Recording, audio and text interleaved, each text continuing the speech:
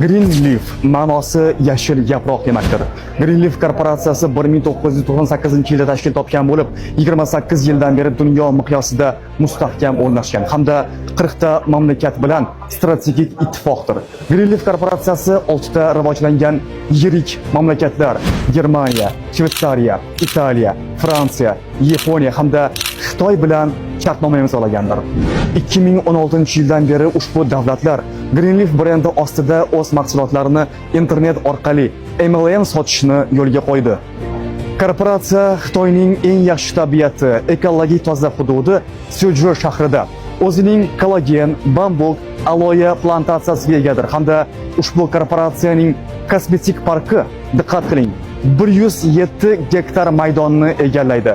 Bu taxminan yangi O'zbekiston bog'i bilan teng degani. Greenleaf korporatsiyasi iste'molchilarga arzon narxlarda 8000 xildan ziyod bo'lgan mahsulotlarni taklif qiladi. Ulardan hojatxona qog'ozidan tortib tilla taqinchoqlar, kiyim-kechaklar va hattoki elektromobillari ham mavjuddir. Greenleaf korporatsiyasi mahsulotlariga GMP mahsulotlarning inson organizmiga nojo'ya ta'siri yo'qligiga bildirgi berdi.